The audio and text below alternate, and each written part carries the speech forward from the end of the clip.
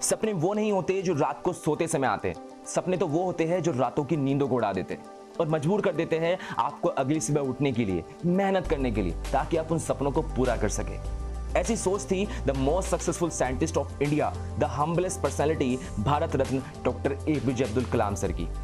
आज भी इंडिया के अंदर सबसे सक्सेसफुल स्पेस साइंटिस्ट में अगर किसी का नाम आता है तो वो आता है एपीजे अब्दुल कलाम सर का।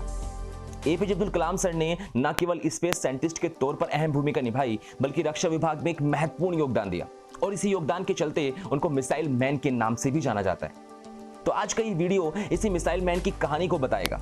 वीडियो को अंत तक जरूर देखिएगा because it will be more exciting and interesting. और आगे तक अगर आपने चैनल को सब्सक्राइब नहीं किया है तो please subscribe the channel first. So let's start the story of the former president late mister APJ Abdul Kalam sir. APJ Abdul Kalam का जन्म 15 अक्टूबर 1921 में तमिलनाडु के रामेश्वरम नामक शहर में हुआ था।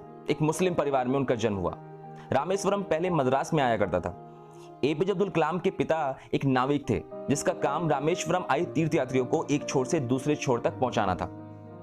घर की आर्थिक स्थिति मजबूत नहीं थी, इसलिए अब्दुल कलाम को छोटी उम्र में ही काम करना पड़ा।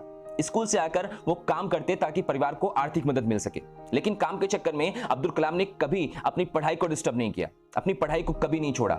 चाहते तो वो बहाना बना सकते थे लाखों लोगों की तरह, लेकिन शायद वो जानते थे winners never make excuses.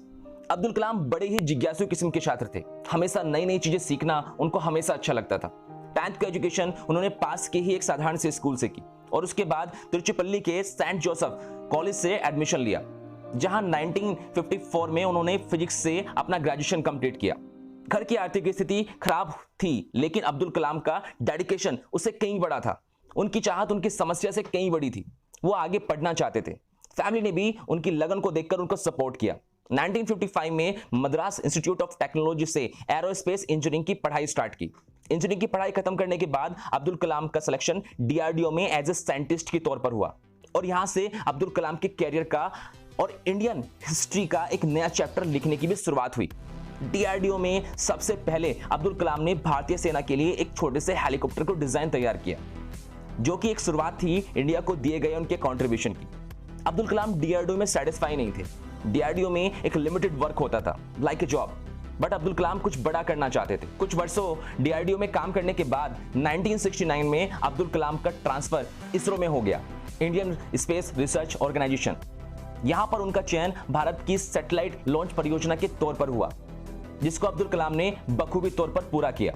And that was a day उनको महसूस हुआ कि मैं इसी काम के लिए बना हूं। और फिर क्या था, उसके बाद अब्दुल कलाम ने कभी पीछे मुड़कर नहीं देखा। एक के बाद एक मिसाइल्स देकर एपीजे अब्दुल कलाम ने यह साबित कर दिया कि भारत भी किसी से कम नहीं है। और यह कहना गलत नहीं होगा कि इंडिया आज अगर अपने आप को सेफ महसूस करता है मिसाइल्स के मामले में, तो शायद एपीजे अब्दुल कलाम सर की ही देन है।